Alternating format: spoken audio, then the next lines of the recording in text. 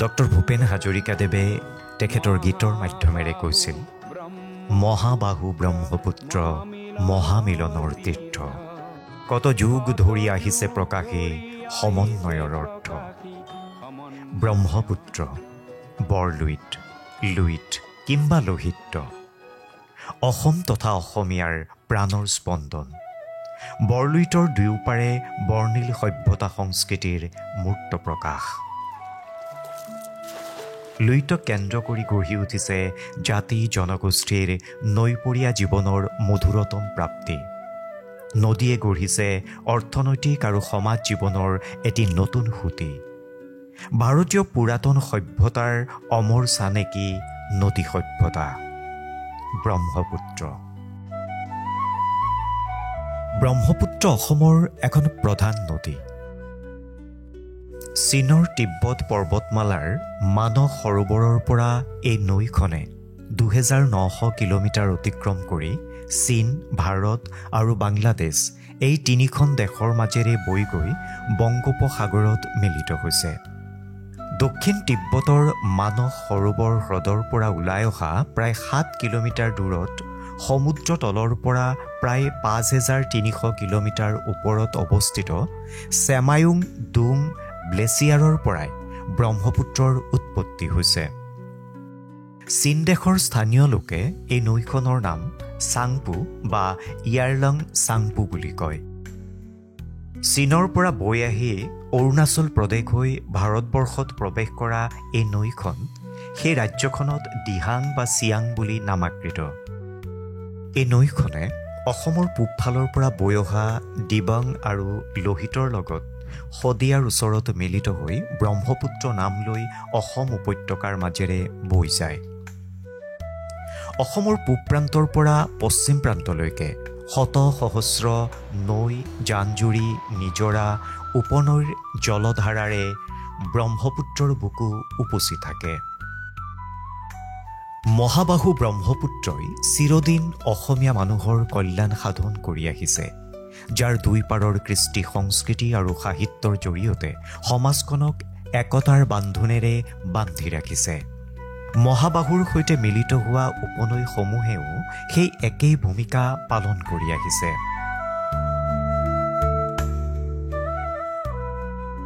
গুৱাহাটী চহৰৰ পৰা প্ৰায় ৭০ কিলোমিটাৰ পশ্চিম দিশত অৱস্থিত অসম মেঘালয় সীমান্তৱৰ্তী এক দৃষ্টিনন্দন অঞ্চল উকিয়াম।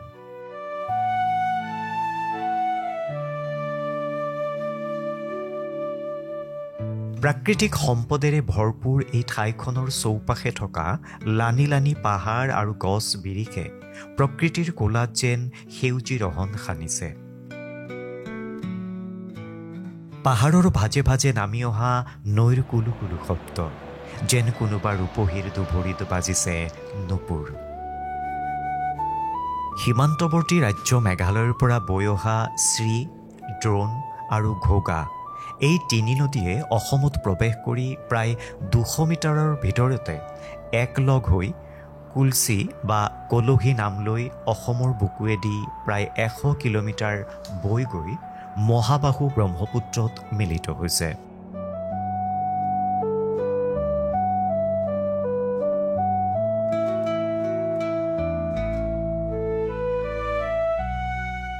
কলহী উপত্যকাও বিভিন্ন জাতি জনজাতিৰ মিলনভূমি। যুগ যুগ ধৰি কলহী নৈখনে এই উপত্যকাৰ লোকসকলৰ বাবে হিয়াৰ আমঠু হৈ আছে। কলহীৰ দুইপাৰে ৰাভা, গাৰো, বড়ো, কোচ আদি বিভিন্ন সৰু বৰ জনগোষ্ঠীয়ে বসবাস কৰি আহিছে। ইয়াত বসবাস কৰা এই লোকসকল মূলতঃ কৃষিজীৱী।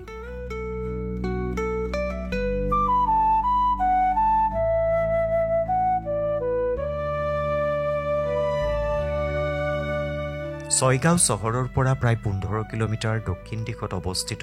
ডাকুৱাপাৰা নামৰ গাঁওখনৰ মাজেৰে বৈ অহা কলহী নৈখনে গাঁওবাসীৰ সমাজ জীৱনত এক বিশেষ ভূমিকা পালন কৰি আহিছে।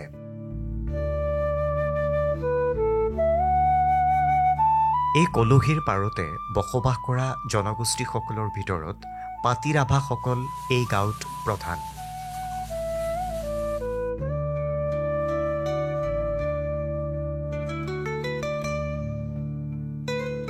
এই ডাকুৱাপাৰা গাঁওখনৰ লগত আৰু আমাৰ 3খন গাঁও জড়িত হৈ আছে ডাকুৱাপাৰা বননি গাঁও আৰু যোগীবাৰী গাঁও এই 3খন গাঁৱৰ সমষ্টি হ'ল আমাৰ ডাকুৱাপাৰা গাঁও আৰু এই ডাকুৱাপাৰা গাঁৱৰ লগত আমাৰ এই নদীটো বৰ্তমান ইয়াক বিভিন্ন নামাকৰণে বিভিন্ন লেখকে নামাকৃত কৰা দেখা যায় কিন্তু আসলতে এই নদীটোৰ অতীত যদি আমি বিচাৰি যাওঁ তেতিয়াহ'লে চান্দু সদাগৰৰ বাপেক আছিলে আপোনাৰ বিক্ৰমহুৰ আৰু সেই বিক্ৰমহুৰৰ সময়ত আমাৰ এই ৰাজ্যখনৰে নাম আছিল চাম্ফালি নগৰ আৰু সেই চাম্ফালি নগৰৰে নদীটোৰে নাম আছিল কৈলাশী নদী আৰু সেই কৈলাশীৰ পৰা হ'ল কুলচি আৰু কুলচিৰ পৰা এতিয়া অপভ্ৰং হৈ কলহী আদি বিভিন্ন নামেৰে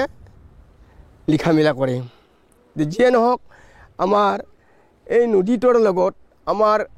ওতঃপ্ৰোত এটা সম্বন্ধ আছে ইয়াত খেতি বাতি মাছ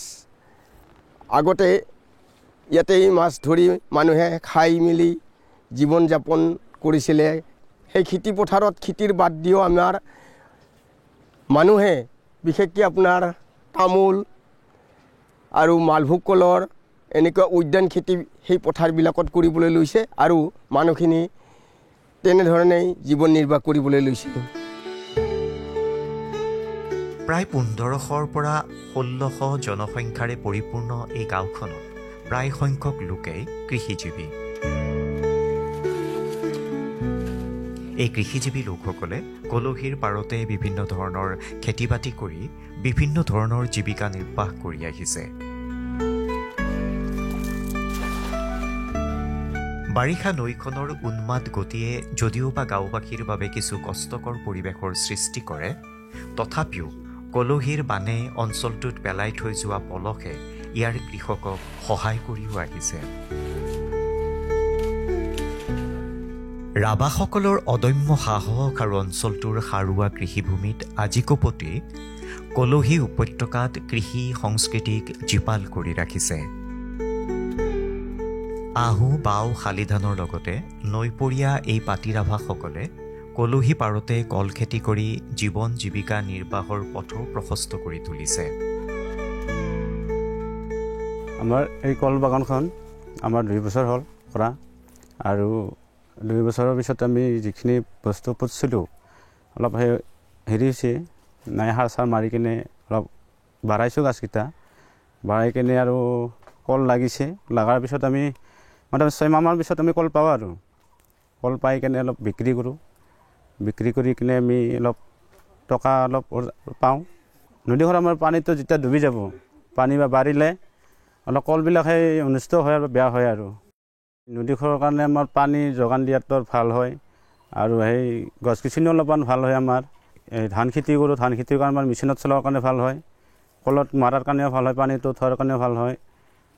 আৰু আমাৰ যেতিয়া এই চুলিবিলাকৰ গা ধোৱাটো ভাল হয়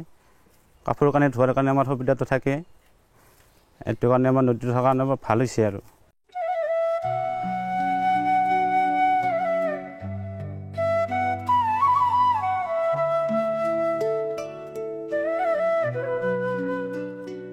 কলহীপাৰত অৱস্থিত ডাকুৱাপাৰা গাঁওখন শিক্ষাৰ ক্ষেত্ৰত যথেষ্ট আগবঢ়া তাহানিৰ পৰা ইয়াতে বসবাস কৰা লোকসকলৰ মাজৰ পৰা কেইবাগৰাকীও গল্পকাৰ সাহিত্যিকৰ সৃষ্টি হৈছে আৰু তেওঁলোকৰ সৃষ্টিত বিচাৰি পোৱা যায় অঞ্চলটোৰ কৃষ্টি সংস্কৃতি আৰু জীৱন প্ৰমূল্যবোধৰ অনন্য নিদৰ্শন ডাকুৱাপাৰা গাঁৱৰ প্ৰথম উৎসাহিত হিচাপে মই প্ৰথমে নাম ল'ব পাৰোঁ মাননীয় শ্ৰীযুত ৰহেশ্বৰ ৰাভা তেওঁ মাষ্টাৰ ডিগ্ৰী কমপ্লিট কৰি কলেজত প্ৰফেচাৰ কাম কৰিছিলে তাৰপিছত প্ৰথম আমাৰ গাঁওখনৰ মেট্ৰিক পাছ কৰা ব্যক্তিজন হ'ল মাননীয় শ্ৰীযুত হাবিৰাম ৰাভা আৰু অন্যান্য বিভিন্ন ধৰণৰ এতিয়া শিক্ষাৰ দিশত বহু আগবাঢ়িছে যে 2013 চনত আমাৰ গাঁৱৰ শ্ৰীযুত কন্দৰ্প ৰাভাই শান্তি নিকেতনত ফাইন আৰ্ট কমপ্লিট কৰিছে যে এতিয়া চৰকাৰৰ যিখিনি নতুন শিক্ষা নীতি আগবঢ়াইছে সেইখিনি আমি মানে পালন কৰিবৰ কাৰণে আগবাঢ়ি আহিছোঁ আৰু আগতকৈ বহু ল'ৰা ছোৱালী মানে শিক্ষিত হৈ চৰকাৰী বহু কামত কৰ্মৰত ব্যৱস্থা হৈ আছে এতিয়া বৰ্তমানলৈ বহু কেইজন ডিগ্ৰীধাৰী ল'ৰা ওলাইছে আৰু মেট্ৰিক পাছ ল'ৰা ছোৱালী এতিয়া যথেষ্ট সংখ্যক আছে আৰু বৰ্তমান এটা সুখৰ বিষয় যে আমাৰ গাঁৱৰে এজনী ছাত্ৰী বৰ্তমান ৰঙিয়াৰ নৱোদয়ত শিক্ষা গ্ৰহণ কৰি আছে বৰ্তমান এই গাঁওখনতে থকা পুথিভঁৰালটোৱে শিক্ষাৰ ক্ষেত্ৰত গাঁওখনক এক বিশেষ প্ৰতিনিধিত্ব কৰি আহিছে গাঁওখনৰ কণ কণ ল'ৰা ছোৱালীবোৰে অনাহকত সময় নষ্ট নকৰি পুথিভঁৰালটোলৈ গৈ বিভিন্ন ধৰণৰ পুথি অধ্যয়ন কৰি নিজকে অধ্যয়নপুষ্ট কৰি জ্ঞান সাগৰত নিজকে বিলীন কৰিছে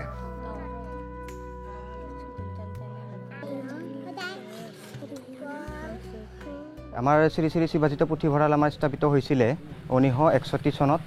আৰু পুথিভঁৰালটোৰ উৎপত্তি আচলতে আমাৰ যি আমাৰ গাঁৱলীয়া মানুহৰ যিটো আমাৰ ল'ৰা ছোৱালীসকলৰ মানে যিটো শিক্ষাৰ দিশত আমি গুৰুত্ব দি আমাৰ জ্যেষ্ঠসকলে আমাৰ এই পুথিভঁৰালটি মানে নিৰ্মাণ কৰিছিলে স্থাপিত কৰিছিলে আৰু তাত আমি বহুত পুথি আমি দিব পৰা নাই যদিও আমি যিখিনি পুথি ৰাখিছোঁ তেখেতসকলে আমাৰ এই পুথিখিনিকে তেখেতসকলে নি মানে পঢ়ে আৰু আমি ভৱিষ্যতে এই পুথিভঁৰালত আৰু অধিক পুথি ইয়াত মানে আনি তেখেতসকলক আমি দিয়াৰ কাৰণে মানে যোগাৰ দিয়াৰ কাৰণে আমি সদায় চেষ্টা কৰি আহিছোঁ প্ৰত্যেক বছৰে আমি 26 জানুৱাৰীৰ দিনাখন আমি গণৰাজ্য দিৱসৰ লগত সংগতি ৰাখি আমি আমাৰ যি কণ কণ ল'ৰা ছোৱালীসকলৰ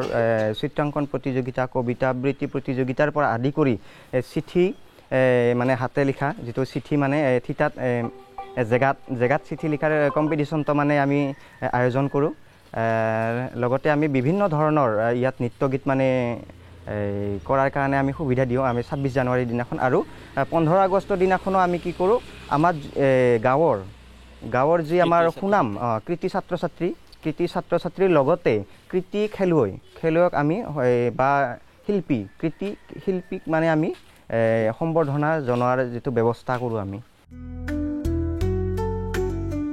অসম হৈছে কৃষ্টি সংস্কৃতিৰ মিলনভূমি অতীজৰে পৰা অসমত বিভিন্ন জাতি জনগোষ্ঠীয়ে নিজ নিজ জাতীয় কৃষ্টিৰে সংস্কৃতিৰ বৰপথাৰখন পলসুৱা কৰিছে তাৰ ভিতৰত পাতি ৰাভা সকলো অন্যতম তেওঁলোকৰ মাজত বহুলভাৱে প্ৰচলিত আকৰ্ষণীয় কৃষ্টিবিধ হৈছে বগেজাৰী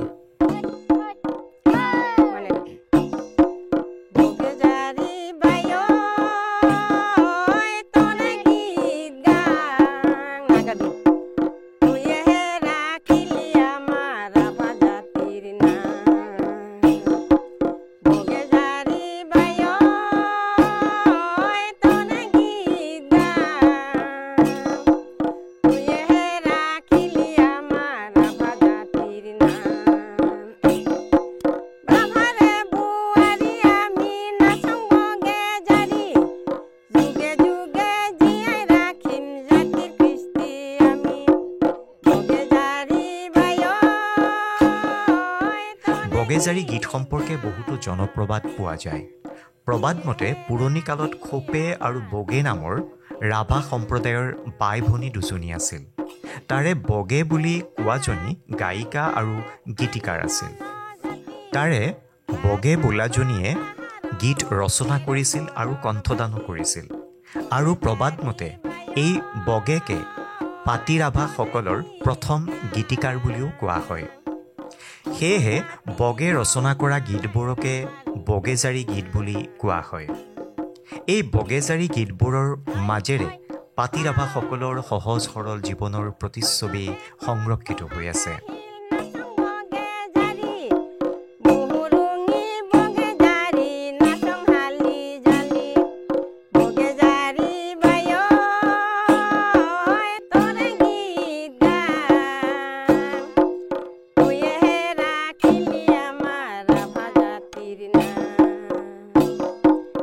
Papa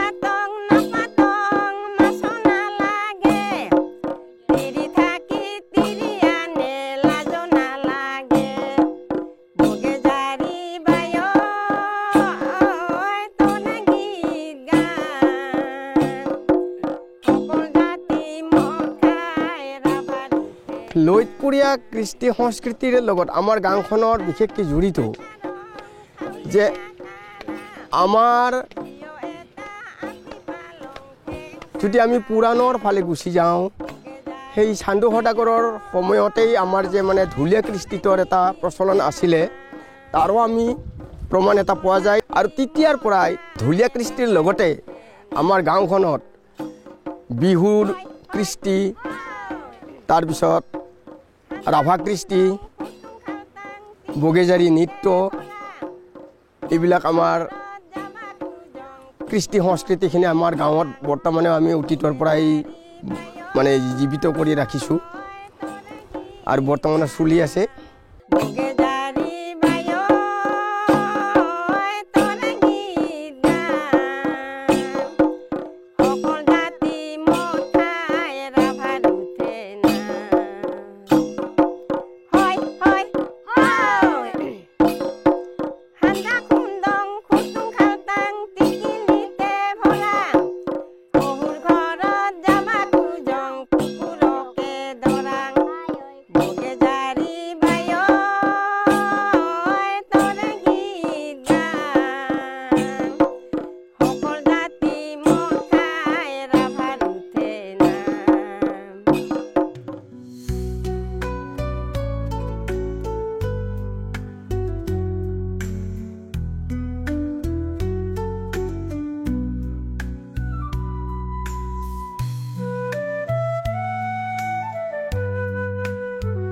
এই অঞ্চলৰ লোকসকলৰ কৃষ্টি সংস্কৃতিৰ লগতে তেওঁলোকৰ জীৱন নিৰ্বাহৰ প্ৰণালীও কিছু সুকীয়া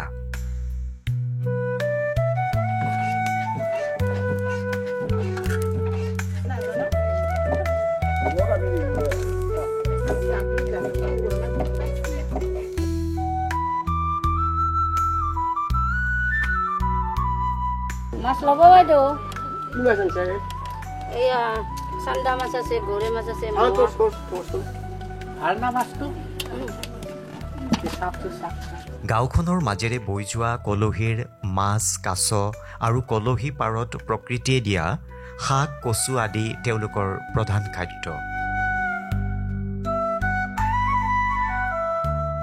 তাৰোপৰি অঞ্চলটোত সহজে উপলব্ধ বনগাহৰিৰ মাংস শামুক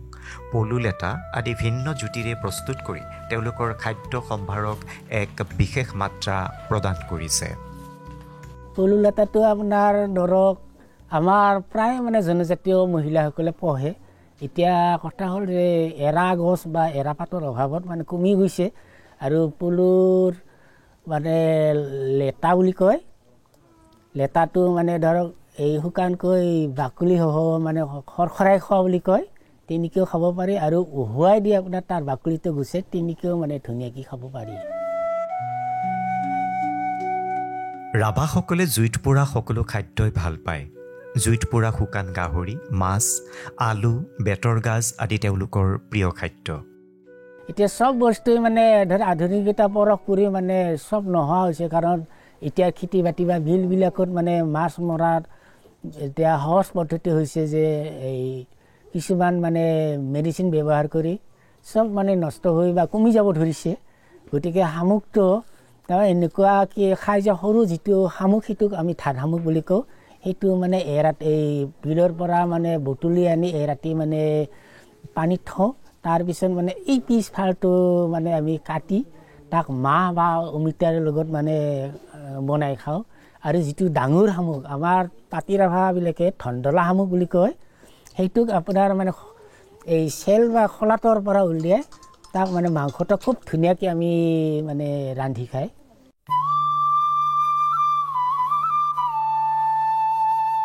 এই অঞ্চলৰ লোকসকলে তেওঁলোকৰ পৰম্পৰাগত পানীয় গ্ৰহণ কৰে নিজৰ ঘৰতে নিজস্ব শৈলীৰে প্ৰস্তুত কৰা বৰা চাউলৰ ৰহি আৰু মূল পানীয় তৈয়াৰৰ পদ্ধতিয়ে সুকীয়া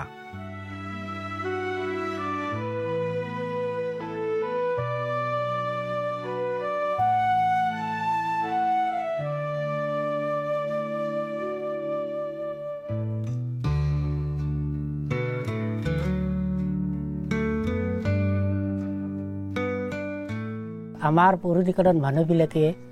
প্ৰায় মানে মা মছলা ব্যৱহাৰ কৰা নাছিল খাৰে পাতে মানে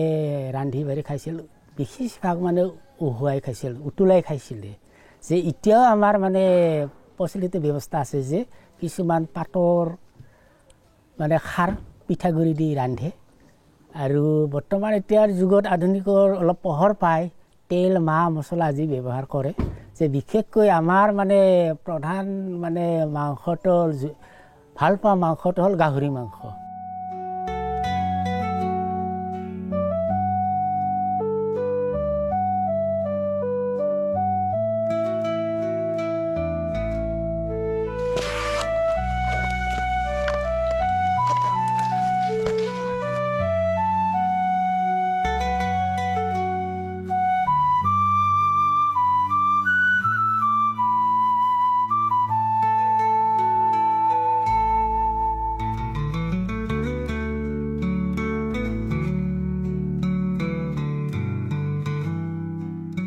অঞ্চলটোত প্ৰকৃতিৰ দানস্বৰূপ এই কলহী নৈখনে নৈপৰীয়া এই সমাজখনৰ জৈৱ বৈচিত্ৰ্যৰ লগতে সামাজিক উত্তৰণৰ এক মাধ্যম হৈ বৈ আছে নৈখনৰ পাৰতে গঢ়ি উঠিছে সামাজিক সাংস্কৃতিক উত্তৰণৰ এক উৎকৃষ্ট নিদৰ্শন